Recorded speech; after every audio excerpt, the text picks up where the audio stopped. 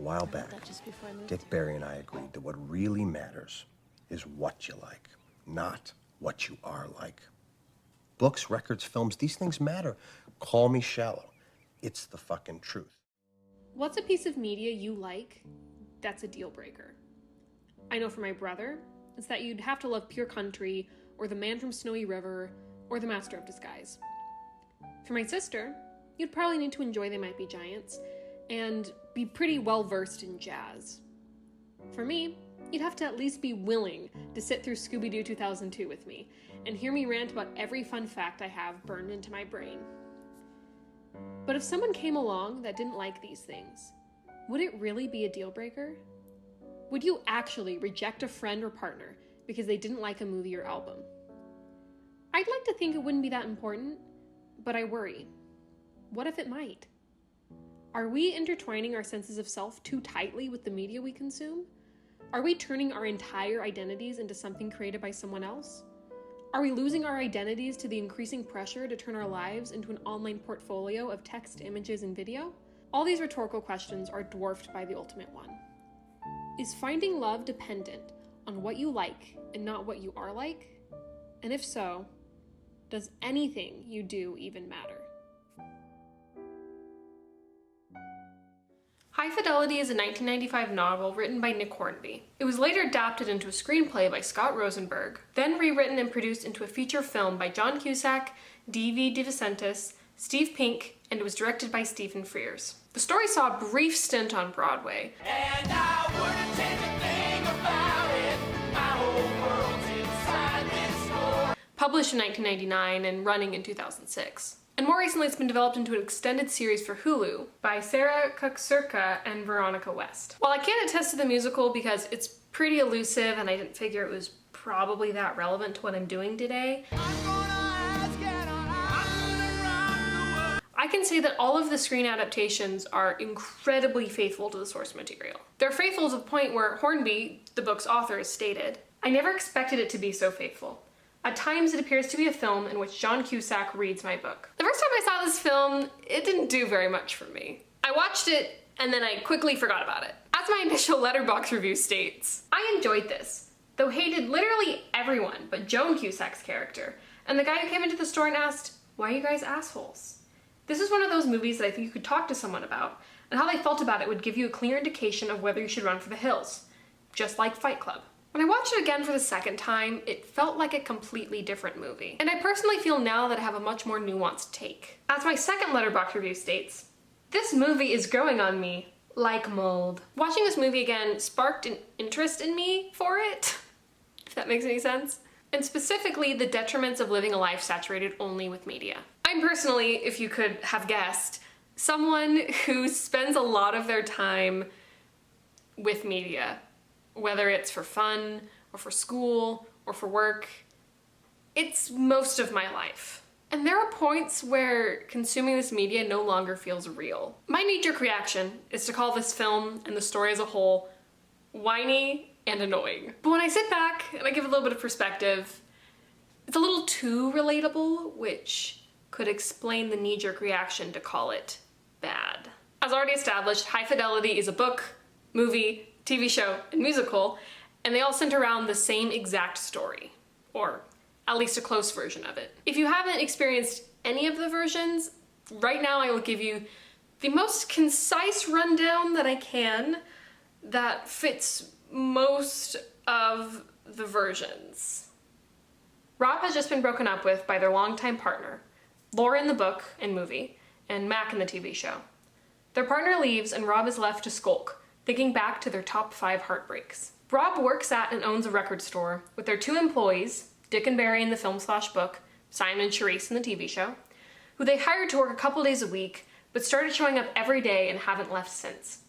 Rob's life is consumed by lists and music and lists of music, and Rob views most of their life in terms of how media defines it.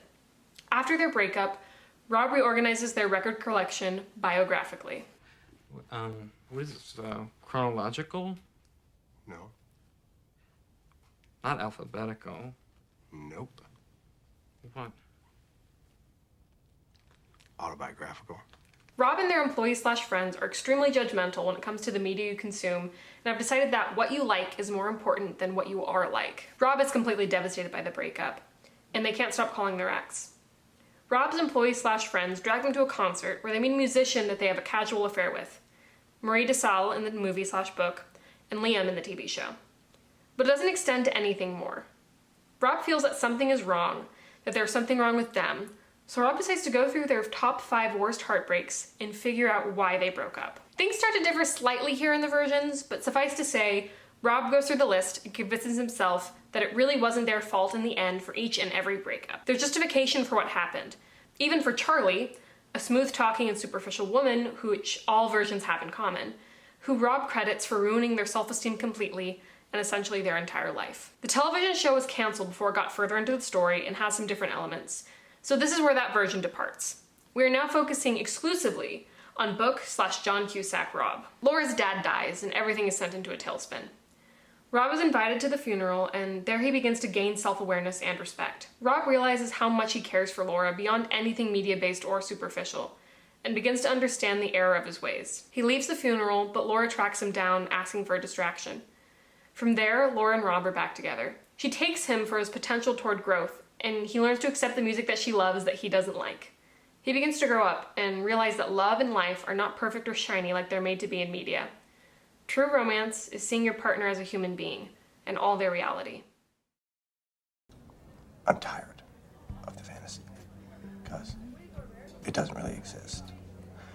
And there are never really any surprises, and it never really delivers. Right. And I'm tired of it. And I'm tired of everything else for that matter. But I don't ever seem to get tired of you. So. I think I know what you mean. High Fidelity, the movie, was released in the year 2000 to favorable reviews. Every media major's favorite man, Roger Ebert, said amongst other praises, "I had the feeling I could walk out of the theater and meet the same people on the street, and want to, which is an even higher compliment." As of now, it has a 91% critic score and a 90% audience score on Rotten Tomatoes, a 79 Metascore on Metacritic, a 3.6 out of 5 star rating on Letterboxd, and a 7.5 out of 10 user rating on IMDb. These are positive reviews, though a stranger from my college on the anonymous chat app Yik Yak called it facile and so bad. So take what you will. It stays very, very faithful to the source material, where entire sections of dialogue just match the book completely. The film tells the exact same story as the book, except for one major change. The decision was made to adapt the book for Chicago rather than its original setting of England. There was apprehension at first about this change. When it came out and people said to Nick Hornby, "Well, what's it about?" he would say, "It's about England!" So in a way, you were denying the whole subject matter that the author thought he was writing about. But the producers had a vision, and they wanted to view the story from a setting that they were familiar with. At least to me, the setting change didn't do anything detrimental to the story. But then again, I wasn't a British man in the 90s, so what can I say? In a more recent interview, D. Vicentis said that it was actually really easy to adapt this story for a new city and a new country as a whole. Because the central themes, which are obsession and lack of emotional development, are key in London as well as Chicago. I genuinely love this film, though I didn't always. As I touched on earlier, at first I was really annoyed with how just terrible Rob was, and also how annoying everybody was. In particular, Jack Black's character Barry, who for some reason, I just wanted to take out. The ending was unsatisfying, and it felt like everyone was just settling for something rather than true happiness. And it felt like if you identified with Rob, you were probably a bad person. Every man in the film felt like a Smith's listening, red flag bearing male manipulator. Don't get me wrong, Rob does do a lot of bad things in the movie. But the writing of the character is incredibly empathetic and really self-aware. When I saw it for the second time, I understood the frozen state that Rob fell into and the absolutely debilitating fear of commitment. I understood the record store and everyone in it and their quirks and their flaws. And mostly, I understood the ending as happiness being a slow ease into reality. This film is really interesting because the creative team didn't think women were going to like the film. In the special featurettes, they said that they were creating this quirky and despicable guy, and they were worried a female audience would be so turned off that they'd leave the theater before they got to the heart of the movie. But I mean, seemingly, I like it. I know other women who like it. Rob is a flawed character, and many people, particularly straight men, relate with him. As John Cusack said in an interview, I think he just admits what a lot of us have done. Most guys that I know who have read the book, they go, been there, done that. Sure, that can be somewhat reductive, but does get to a core of the story that I will never quite entirely understand. In an interview with NPR, the book's author Nick Hornby describes Rob as being so anal about his music taste that he really just wants someone with virgin ears. Yeah, and really you're trying to turn the other person into a female version of yourself, which kind of defeats the point of the relationship. Exactly. For how much the producers and the authors believed this story was exclusively about the straight male music-obsessed experience, the story is still open to be developed into a character with a completely different identity. Truth is, I've been completely out of my depth.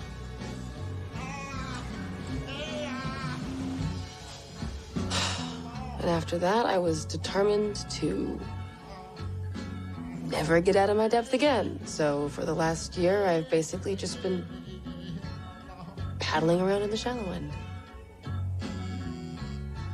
20 years after the film's release and 25 years after the book's publication, a new Hulu show starring Zoe Kravitz aired. In terms of setting, the story was readapted once again, this time to take place in Brooklyn. It was also adapted to take place in the time of smartphones and influencers. The show, once again, stays very, very true to the source material. It's hard to say whether it was following the book or the movie more, but it is safe to say that it is a postmodernist reproduction. The story is adapted into new characters in a new setting, but it's the same story, and it appeals to the aesthetics and themes of the original. It was received favorably upon release. It has an 86% critic and a 79% audience score on Rotten Tomatoes, 7.7 out of 10 on IMDb, and 70 on Metacritic. This is rated slightly worse than the film, but it does have a higher IMDb score. And despite being just a tinge lower, it's still a very positive reception. The character of Rob is adapted into Robin Brooks, again, portrayed by Zoe Kravitz. Though the character is adapted to be female, this doesn't change Rob's character of being selfish and insecure. Rob's main love interest is Mac, who she cheats on. Rob's record store employees are Charisse and Simon, who are both characterized much fuller than the movie, though that could just be the product of it being a TV show where you have time to explore each character. One of the biggest differences between the TV show and the movie is how the story is paced. It starts off with Rob and Mac's breakup, and the next 3 episodes involve just getting to know the characters. Rob meets Liam, the TV counterpart to Marie DeSalle, and Clyde, who I don't think has a book or movie counterpart. Clyde is this nice guy that she goes on a few dates with, and it seemed like the show was building up for him to be her ultimate love interest and to subvert the expectation of her getting back together with her ex-boyfriend Mac. However, the show got canceled, there won't be a second season, so there really isn't a resolution with that. In the 4th episode, we get to the meat of the plot, the log line, where Rob tracks down all of her past heartbreaks. This heartbreak tour plot takes up the entirety of episode 4, but by the end of the episode, it's pretty much completely resolved. There's 10 episodes in total, and if the heartbreak tour is resolved by episode 4, there's a lot more story to cover, and this is where it really starts to detract from the movie. There are actually a lot of scenes in the TV show that were adapted straight from the book, but didn't make an appearance in the movie.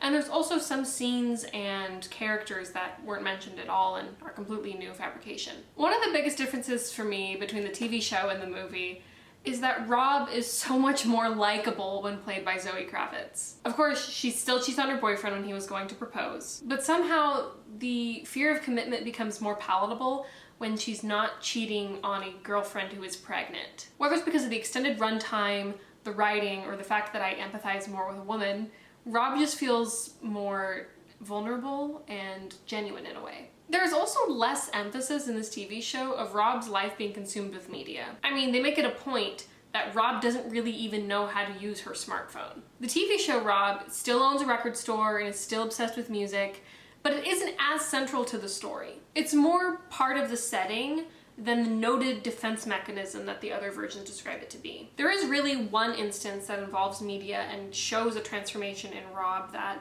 is seen in the film. Rob was desperate to get her hands on this David Bowie record that was incredibly rare, and after some hijinks ensue, Clyde ends up stealing it for her. It becomes Rob's prized possession because it is rare and it's expensive and it's something that she just wanted so much. But at the end of the show, she decides to sell the record in order to buy Charisse a new guitar that she's been wanting in order to start her band. This is about the only, I guess, theme in the TV show revolving around letting your media obsession go in order to care for the people around you. I think there's lots of interesting things to say about the show, especially how the character was adapted to a completely different social identity.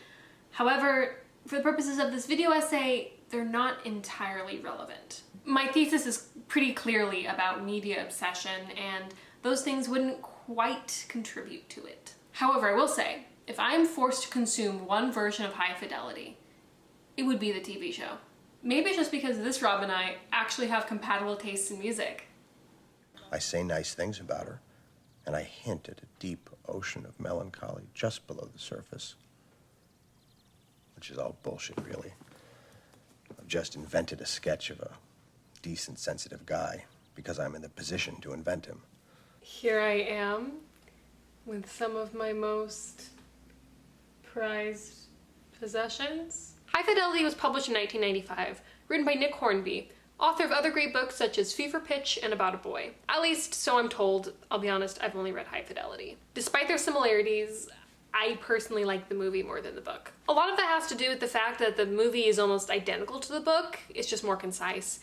It's also flashier and only takes 2 hours of your time because it's a movie. But due to the nature of its medium, there is a lot more to the book. First, to get a little bit of critique out of the way, I dislike Book Rob considerably more. He's more judgmental, he's more insecure, and of course he's supposed to be unlikable and you're supposed to just begin to empathize with him as he grows, but he was making my eyes roll 20 pages from the end. I mean, look what I wrote in my notes. Rob talking about how women are disrespectful to men and how this relates to the male gaze. LOL, shut up. I didn't even bother to write down the quote I was mentioning. Rob also critiques musical artists that I personally like, such as Kate Bush, the Eagles, and Billy Joel. So naturally, I hate his guts. He does, however, mention loving Emmylou Harris, so I guess he gets a pass. The book also focuses more on Rob's parents, which only get brief mentions in the movie and TV shows. And I think this adds something to the character. He avoids his family at all costs because he doesn't really know how to face them. What the book has over all adaptations is the sheer amount of self-awareness when it comes to media consumption. Even from the beginning of the novel, Rob is aware that defining his entire life by his music taste could be contributing negatively to his well-being, or at least making it more complicated. What came first, the music or the misery? Did I listen to music because I was miserable? Or was I miserable because I listened to music? Do all those records turn you into a melancholy person? It becomes very clear over the course of the book that Rob is clinging to media because it's one of the only things that is unchangeable in life. A movie doesn't change its mind about you, and you don't have to put extra work into a relationship you have with an album. Being obsessed with media is, in a way, a safety net. I've got to get more stuff, more clutter, and more detail in here, because at the moment, I'm in danger of falling off the edge. He talks about media and vinyl and books as clutter, which keeps you tethered to the world, I guess? Tethered to your own sense of self. Yet Rob still thinks that these pieces of media define him and should control his relationships. This media has become so integral into his sense of self that he can't really see people beyond that. But there is an important and essential truth contained in the idea. And the truth was that these things matter. And it's not good pretending that any relationship has a future if your record collections disagree violently, or if your favorite film wouldn't even speak to each other if they met at a party. I would be lying if I've never thought about this. When I meet something and we have completely contrasting opinions on media, I convince myself that we will never get along. And if I think about it for a moment, I think, yeah, there should be something to that. You like the media you do because of your personality, your life experiences, and everything that makes you you. In an interview, Hornby, while talking about this exact same issue in the book, stated, I think it probably gets easier as you get older to form relationships and to find points of contact that aren't based on taste. But I think at the times when one is forming relationships, these things are very important. If someone has contrasting tastes in media, it could mean that they just have contrasting personalities and they really aren't meant to be together. But thinking this way can't be healthy. I think that there has to be more to who you forge relationships with. You just have to put work in. Some of my favorite people have completely different tastes than me. And if we wouldn't have put work in to have a relationship, we would not have been exposed to new media that we wouldn't have ever, I guess, even come across. Rob is obsessed with media. Of course, I've been literally talking about it constantly for the past, I don't know how long. I haven't edited this yet. But that doesn't mean that there's an endorsement to this train of thought. Each adaptation shows that Rob needs to overcome this resistance in order to open up and feel happy. Focusing on media and the tangible things in life makes Rob unhappy, mainly because it allows for an excuse to push people away. However, there's more to it in the book. Rob feels that music is all he is. Without the order that music provides, who is he? But you see, that's all there is of me. There isn't anything else. If you've lost interest in that, you've lost interest in everything. What's the point of us? There's a lack of self-identity because it's been so identified with the fruits of someone else's labor. A piece of art that someone made can totally speak to you, but it can't really speak for you. If you spend your life using media as the primary way you engage with the world, it feels like drowning when you no longer have that. When Rob says it's what you like and not what you are like, he's talking about it in terms of relationships. However, it also kind of seems like it's an appraisal of self. Rob doesn't see his sense of self beyond his music tastes. He believes he is nothing more than his desert island top 5 favorite songs. So, it's been a week since I followed the white rabbit, you know, took the red pill. Turns out Mac's the one, and I'm Agent Smith, and nothing is real. I just rewatched The Matrix. Totally holds up.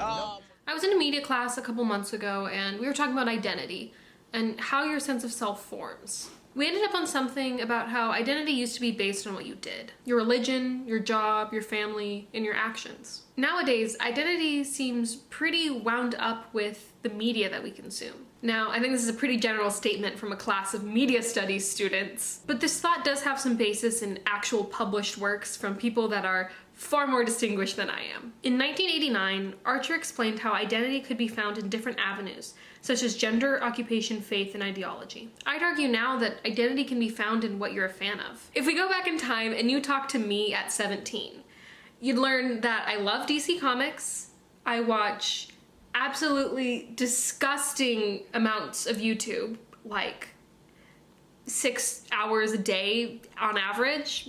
Yeah, that's good. And I also thought that Panic at the Disco made the most introspective and most meaningful music. If you asked me now about my identity, it would hopefully be a little more self-reflective, but it more likely than not would include something about being a media major, something about loving the song Amarillo by Morning and listening to it literally on repeat, and something about having a very weirdly complicated relationship with Scooby-Doo 2002. We love talking about media and finding what pieces of media we have in common with people, and that's not a bad thing. These group identities can be a really important part of defining an individual identity. And it isn't just me, a 20-year-old media major, saying this. Martin and Nakayama said that identity is created in part by the self and in part by relation to group membership. We innately want to find a group that we belong with. That is just human nature. And that involves having agreeable interests and opinions. Fandoms of every single type, whether it's music or sports or YouTube or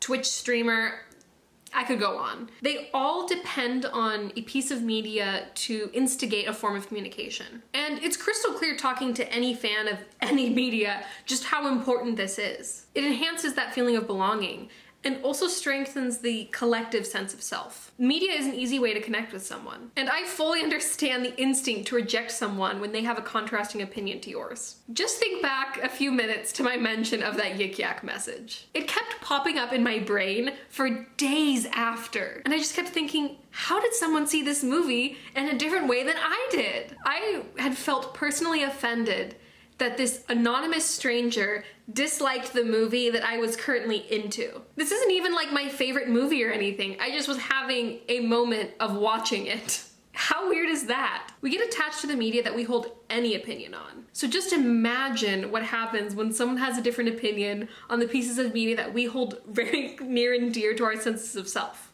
Media being so ingrained in our senses of self is something that feels just so wrong to me in my very core, down to my bones. I feel like I'm growing slowly more and more out of touch with the world around me the more media that I consume. I see the stuff that I own and the media that I consume, and it makes me just want to sink into the void, in a bad way. And other times, my friends and I are watching Harold and Kumar go to White Castle for the 8th time, And I realize how amazing it is that we get to just share this art together and laugh. To me, it seems that people my age, younger, around this Gen Z amorphous definition, have been raised in a time when media is so busy and so all-consuming. And this makes it kind of hard to carve out your own life. On social media, kids will define themselves by what they like. On Tumblr or Instagram or TikTok, people will create their entire personas around a piece of media. And that begins to define them as a person. I was a teenager on the internet. I experienced this. And I'm not alone in thinking that there is a really strong connection between media consumption and identity formation in teens. Adolescents' daily media preferences and practices reflect unique navigations of their identity concerns and personal interests.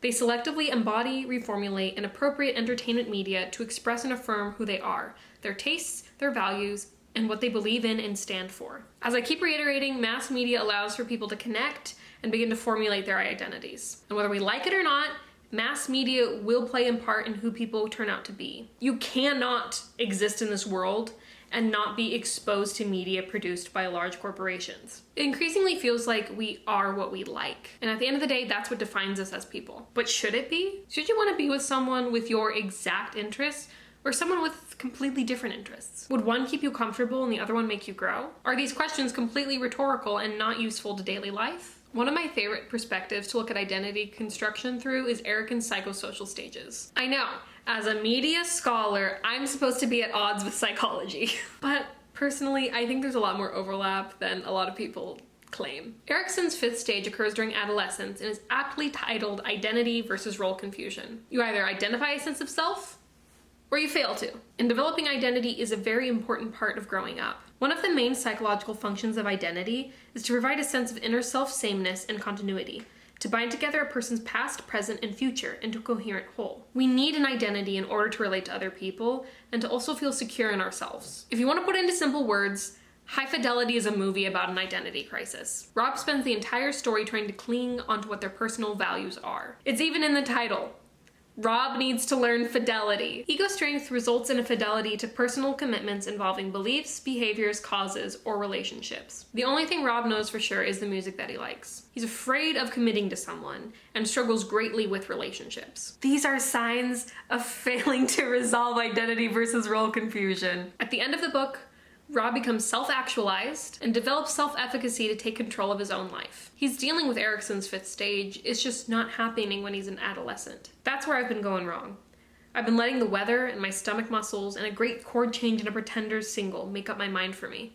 And I want to do it myself. You can't say the wrong thing to a song, and you can't be absolutely crushed by it leaving you. But with developments in digital technology and social media platforms, this whole discussion becomes something different and something much more complicated. What does it mean when someone has a blue check mark next to their name? What are you talking about, blue check?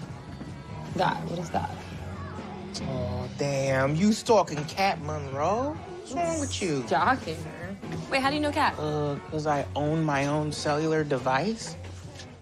I don't want to believe that what you like is what defines you. I don't want to feel so completely consumed by media that nothing feels real anymore. Music, movies, books, these are the clutter that keeps us tethered to the earth, but when does this clutter become overwhelming? Maybe no one except for me and 90s fictional character Rob feel this way, but I highly doubt that. Sometimes I find myself looking back at what I've made. Paintings, video essays, research papers, even TikToks. And it makes me think to myself, is this who I am? I'll just find myself looking through all my social media profiles and wondering how people see me. Is everything you can find online all that I am to other people? Is what I can find online all that they are to me? Do I truly exist outside of the internet in people's minds? The reality is, yes, we all exist in real life. That's kind of the point. But the divide between online and quote real life is starting to become more and more blurred. Youth are no longer just consumers, but also media producers,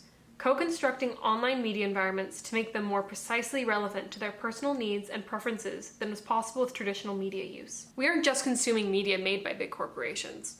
We're consuming media made by our classmates, our family, our friends. And with the consumption of personal-driven media comes the production of it. It's clear to proficient users of the internet that anything they do online can be seen by other people, And that allows for a really strict curation of their online image. You can quite literally create your identity however you want it. Monago in 2015 explained that self-expression becomes an important part of media creation, as each individual becomes their own brand. You can connect your brand to your niche interests or curate it to fit a commercially successful image. In yearning for authenticity and online interaction, we're straying further and further from reality. And we're getting closer to a superficial invention of self. I don't think you really need a video essay to tell you that. You are going through one of those what does it all mean things. I can't believe you, Rob. Yes, I am. Very much indeed so. Now, if you might have noticed throughout the course of this video essay, I've talked a little bit about my taste in music. And I'll be honest, I don't think I have good taste in music. I'm wearing a Bo Burnham inside sweater right now. But I'll be honest, when I meet someone who thinks they have a really good taste in music, I don't trust them. I feel like everyone has music that they're like a little bit ashamed of. Not necessarily that embarrassed, but embarrassed enough to be like, fine, I'll admit it. And so here I am, Bo Burnham sweater and all, reorganizing my record collection biographically, like they did in High Fidelity. In order to wrap this up into something that is just at least somewhat understandable, let's go to the big question. Is finding love dependent on what you like or what you are like? And if so, does anything you do even matter? As I explained previously, identity can be influenced and even really controlled by the media that we consume, especially the relational aspect to it. We don't tell people that we love a movie just because we genuinely really like it. We're kind of hoping that we can connect over a shared piece of media that we love. From this, I would say that love isn't dependent on what you like, and what you do really does matter. It matters to those that your actions impact, and it also matters at how it molds you as a person. High Fidelity answers this question in every single adaptation about halfway through. In every single adaptation, Rob shows growth and realizes that there is more to just the media that you like. But none of this answers the issue I just brought up about social media. Is the media you make who you are? Do your actions online really matter? Ironically, I said that while I'm holding Panic at the Disco. There is a massive part of me that wants to say that everything online is just a lie. I want to say that people are so superficially focused that there is no sincerity. If someone has the ability to curate their life online, how do you know that any of it is real? These posts can't tell you anything genuine about the person if they're being so highly manipulated. People can be turned into brands, and brands can be turned into characters like Wendy's Twitter. It feels so tangentially connected to real life that nothing online really matters. But in other ways, I feel like social media allows for people to be really exposed and honest in a way that you can't really be in real life. Sure, you might only be able to see the highlights of someone's life on their social media page, but doesn't that tell you something about them? The way that someone presents online tells you something about how they want to be seen, and consequently, how they don't want to be seen. Do they want to be seductive? Intelligent, funny, carefree? The ways in which we curate ourselves tells us more about each other than the content itself. We are able to pinpoint each other's insecurities, and what's more authentic than that? I don't know where you go. Over there, I guess. I bumped the camera. This talk of visual media actually makes me think about something that John Cusack said in regards to monologuing for the character in the film. John Cusack said, you know, once you get into it, it becomes very liberating, and you sort of feel like you wish you could do it all the time. I found it really enjoyable. You just treat the camera as another character or a friend. There is something comfortable about being able to be candid with a camera. Here you are, here I am talking to a camera. It's like it's somebody there who will just sit and listen to you and let your ideas bounce off against the wall. There are thousands and thousands of people sharing intimate details of their life with online audiences for a reason. You can be honest or raw or try something new without somebody actually there who will react immediately and unpredictably. Your actions online do matter though. Sure, there might not be somebody sitting there across from you reacting immediately to something that you say, but that doesn't mean that people aren't reacting. As unreal as it feels at times, and how manipulative algorithms feel, it's still life. It's not like the online world is this extra realm where we don't exist anymore. There are still people on other sides of the screen. You right here are watching this on the other side of a screen, and I may have never ever met you before, I might never ever know you, and yet we're here, enjoying this weird moment together. Where should I put John Denver? There. And it doesn't matter what books you have in common, or what movies you like, or whether you have contrasting music tastes. It matters how you treat each other. At the core of everything, it matters how you treat each other. This very silly video on a book from the 90s took a bit of a detour. I think we're both aware of that. And I'm not in a position to tell people how to live. I mean, I have been quite literally alone for the last 24 hours filming a video essay, and I'm now organizing my record collection biographically based on the movie I've been filming a video essay about. I don't know that I'm any better than Rob, but who is better than Rob? I mean, we're all just people, and we all make mistakes. I've started to make a tape in my head for Laura. Full of stuff she'd like. Full of stuff that would make her happy. For the first time, I can sort of see how that's done.